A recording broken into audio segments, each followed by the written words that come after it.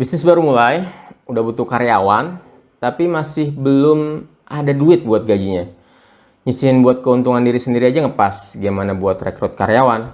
Gue coba share 4 tips yang dulu gue lakuin pas awal bisnis, biar bisnis kita lebih cepat majunya.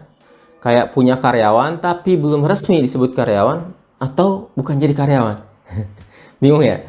Simak sampai habis, dan di tips ketiga, gue share implementasinya buat bangun konten YouTube ini.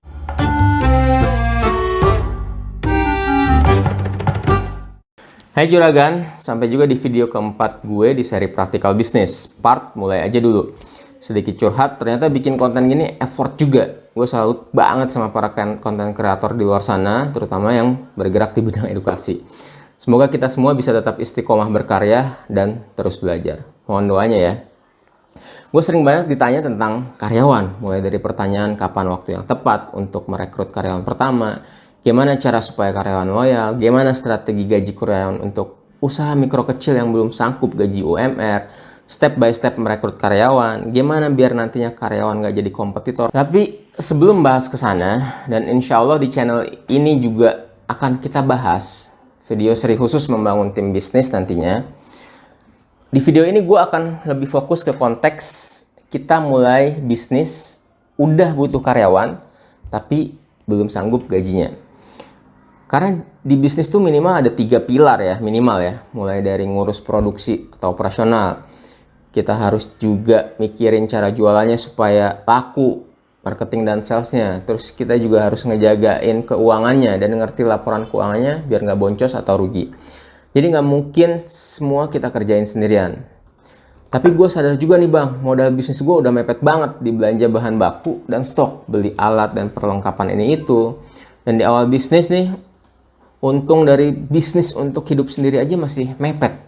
Gimana mau gaji karyawan? Nah, dulu di awal gue ngelakuin 4 formula ini ketika ada di posisi itu. Dan sampai saat ini setiap mulai setup bisnis baru yang butuh agile, lincah untuk mencari produk market fit, atau validasi sebelum bisa di scale up, gue seringkali menggunakan 4 cara ini.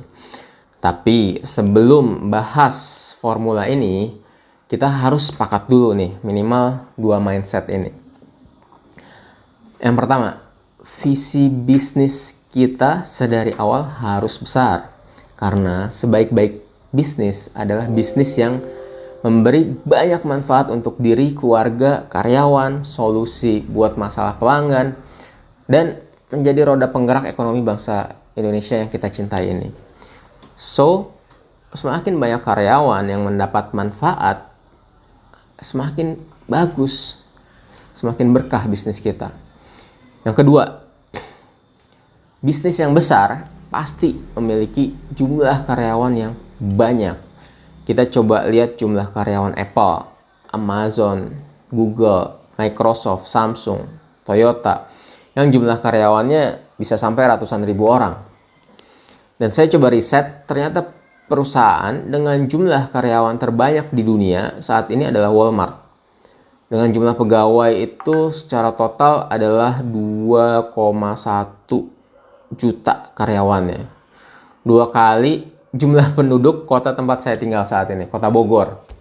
Penduduknya cuma sekitaran 1 juta. Itu total penduduk dari bayi sampai akinini. Can you imagine kalau ada Walmart di Bogor, insya Allah nggak bakal ada pengangguran deh. Bahkan dari bayi nih udah diijon nanti sama HR-nya Walmart. Nanti kalau udah gede kerja di Walmart ya. Maksudnya apa? Saya bicara 2 mindset di atas. Jadi tetap visi kita untuk berbisnis itu dari awal yang kita rintis harus besar. Cuma sekarang karena baru mulai bisnis misal dengan modal 10 juta, ngerjain dari rumah, ya udah buat beli kulakan atau buat stok gitu kan 8 juta. Tinggal misal ada sisa 2 juta buat listrik, endorse, internet, dan lain sebagainya, iklan gitu misal. Jadi kumaha ngerekrut karyawan atau ganteng. Tenang aja juragan, jangan putus asa. Ini 4 hal yang bisa kita lakukan untuk mengantisipasi kebutuhan sebelum bisa merekrut karyawan full time. Yang pertama, cari magang SMK atau mahasiswa. Nah ini sampai sekarang juga masih gue lakuin. Kenapa? Dari sekolah malah yang butuh tuh dan ngontak kita. Karena ini jadi semacam kurikulum wajib bagi institusi pendidikan, terutama SMK, sekolah menengah kejuruan. Biasanya di kelas 2 atau 3 ya. Sekarang tuh kelas 11-12 selama 2-3 bulan. Bahkan ada yang bisa sampai 6 bulan untuk praktek kerja industri, ngerasain gambaran dunia kerja yang real. Jadi ini tentu bisa kita manfaatkan. Bagaimana caranya? Tinggal datang ke SMK terdekat, jurusannya juga bervariasi dan bisa relevan untuk support bisnis kita. Misal, jurusan administrasi perkantoran untuk admin CS atau admin general ya. Jurusan broadcasting, multimedia, misal untuk foto produk, desain foto, edit video, dan bangun konten sosmed kita. Jurusan rekayasa perangkat lunak buat manage web kita. Perhotelan dan tata boga, misal buat bantu usaha kuliner kita sebagai waiters atau bagian produksi. Tata busana untuk bantu usaha fashion kita. Jurusan perbankan, misal untuk bantu untuk kasir atau admin keuangan kita dan lain sebagainya. Nah, mungkin nggak mereka mau magang di usaha kita, usaha mikro kecil, udah gitu rumahan lagi. Nyatanya ini saya lagi setup bisnis keempat dan ini ada 2 anak magang di rumah saya yang salah satu ruangannya saya jadiin small office di ruangan ini. Nah, cari juga SMK-nya yang justru support untuk UMK gitu, alih-alih di kecamatan untuk input ini dan lain sebagainya. Kalau di Bogor salah satunya SMK Borces, ini banyak banget siswanya. Terus ini perlu dibayar nggak bang? Nah ini nggak ada aturan baku sebenarnya. Dari pihak sekolah tuh udah seneng dengan kita menyediakan tempat magang yang bisa anak-anaknya, siswanya belajar dan aktualisasi sebelum masuk dunia kerja. Tapi dari kita juga kalau ada kelonggaran rezeki ya bisa dialokasikan untuk uang saku transportasi atau makannya. Sekitar 250 sampai 500 ribu sebulan. Kalau mereka happy juga kan hasil magangnya bakal bagus. Nah, tantangannya adalah juragan harus mau ngajarin mereka dan bikin panduan yang jelas apa yang harus mereka lakuin setiap harinya, day to day. Juga pilih SMK yang benar-benar ngelatih siswanya untuk siap masuk dunia PKL atau prakerin atau magang dengan skill set basic sesuai jurusannya. Yang kedua, cari part-time atau magang kerja. Nah, ini mirip poin pertama tadi ya, cuman bedanya ini bukan program sekolah. Jadi, misalnya dulu pas gue buka usaha pertama tuh fotokopian, yang sekarang udah bangkrut, itu kita cari part-time dulu. Siswa yang orientasinya emang butuh tambahan untuk uang saku dia gitu, jajan dan lain sebagainya. Siswa SMK misal yang waktu itu tuh masuk sekolahnya siang, maka mereka bisa part time pagi sampai siang di tempat fotokopi saya. Atau kalau yang sekolahnya masuknya pagi, ya habis sekolah dia siang hari sampai sore misalnya bisa part time juga. Nah, saat ini juga saya membuka magang kerja part time buat mahasiswa terutama untuk tingkat 3 atau akhir. Karena mereka udah mau beres kuliahnya ya, apalagi sekarang sering kuliah online atau ada yang kuliah malam gitu misal. Mereka seneng banget bisa nyoba kerja bareng kita buat nambah uang bulanan mereka. Misal kalau saya di YouTube channel ini, mereka bantu mulai dari brainstorming idea, scripting, take video, sampai editingnya yang ini teman-teman lihat hasilnya sendiri nih di channel YouTube ini. Dan semua sosial media dari edukasi bisnis ini. Di IG, di TikTok, di web. Nah, ini dibantu semua sama part-time. Kebetulan gue juga sebagai alumni IPB cukup dekat ya sama adik kelas dan anak-anak IPB juga bagus-bagus. Bisa juga dari yang tadi program magang dari sekolah di poin pertama. Yang menurut juragan anaknya itu bagus. Setelah beres masa PKL prakerin, bisa ditawarin untuk part-time magang kerja. Kalau gue biasanya budgetin dari 500.000 sampai 1 juta per orang per bulan untuk part-time ini. Nah, yang ketiga adalah dengan freelancer, vendor, atau commission base. Kalau ini lebih ke by project ya. Juragan misal butuh yang udah expert di bidangnya dan butuh kepastian timeline. Biasanya gue pakai cara ini. Misal, baru mulai bisnis butuh bikin logo usaha kita. Kita nggak bisa desain. Mau rekrut karyawan desain belum ada budget. Untuk SMK atau part-time misal belum ada yang expert ya, bukan bisa. Karena walaupun cuma logo ini kompleks nih, mulai dari DNA, logo, branding, terus kemudian komposisi warna, royalty free image yang kita pakai di logo, license font free commercial use, dan lain sebagainya. Maka pilih freelance atau vendor pihak ketiga adalah langkah yang sangat tepat menurut saya. Tinggal juragan cari referensinya di internet. Misal buat logo, jasa buat logo. Kalau cari di Google itu banyak banget yang meyakinkan, bahkan mereka beriklan mulai dari yang jasanya itu bikin simple logo 100 ribuan, atau yang di marketplace kalau mau lebih aman lagi itu ada yang saya lihat tuh ada yang 70 ribuan.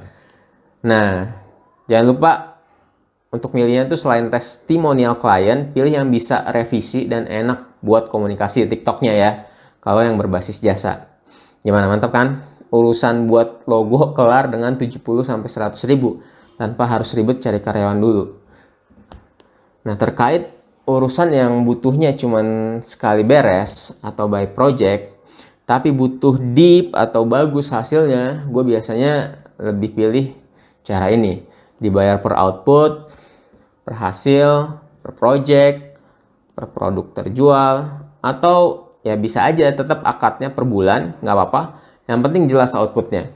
Cara ini juga bisa diimplementasi untuk yang lain. Misal buat web, kalau kita belum bisa, coba pakai freelance. Dihitung per web sampai jadi berapa, sepakatin. Terus nanti tinggal ke tim magang untuk handovernya, diajarin cara maintenance atau posting artikelnya. Atau untuk produk, foto produk gitu misal. Itu dibayar per foto berapa. Atau untuk manage sosial media Instagram, misal per bulan, tapi disepakati berapa feeds, story yang jadi target untuk dipost dalam sebulan. Termasuk jasa yang nggak umum, misal gimana caranya web kita itu nilai speed test GTmetrix-nya bisa naik.